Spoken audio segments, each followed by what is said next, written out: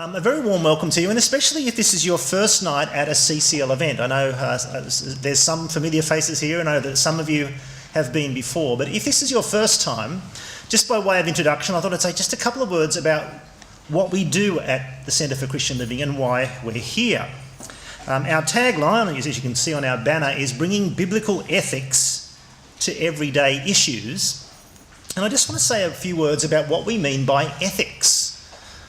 I was in a third year tutorial at college here just the other day, just running the tutorial, and I asked the students what they thought ethics was.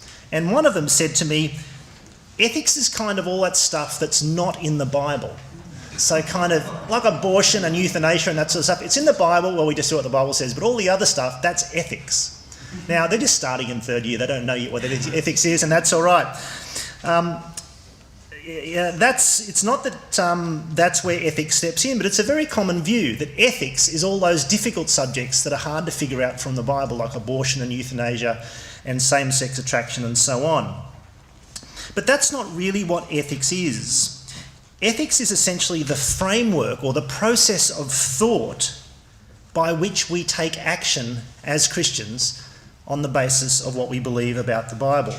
When we're confronted with any sort of situation in life, whether it's how to respond to the person who's just cut in on us in the traffic, or how to react to our child when they've done something wrong, or how to make bigger choices about our priorities in life, how to spend our money, what our life is for, what we're doing with ourselves, whenever we confront any situation and formulate some sort of plan of action, as we do that, we're making certain assumptions. We have a certain framework as to what is good and true and desirable and would be good behaviour, and we have a framework in our minds of what might be undesirable or evil behaviour.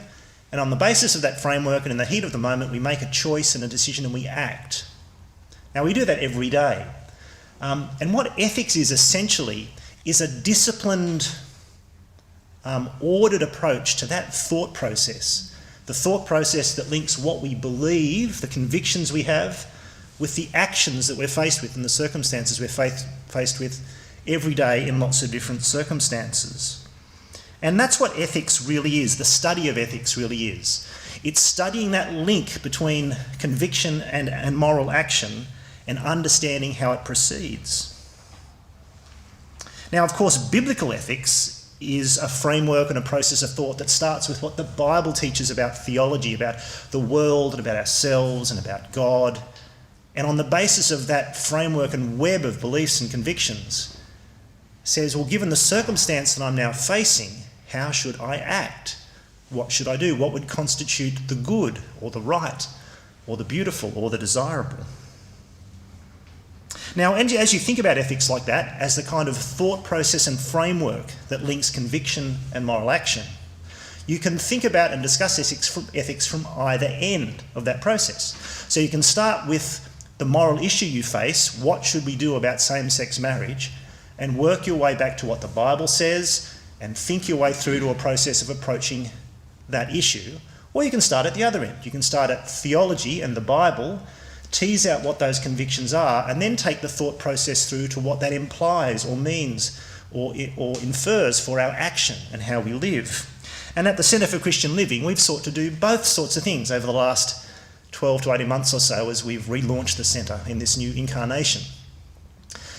We've, on some occasions and evenings, had nights that really dig into the Bible's theology, for example, what the Bible says about conscience, and then think through what that means for the actions we take and the circumstances and issues we face. We've had other events where we've started at that end and thought about Islam or same-sex marriage and worked our way back to think what the biblical convictions say about how we should take action and how we should think about it.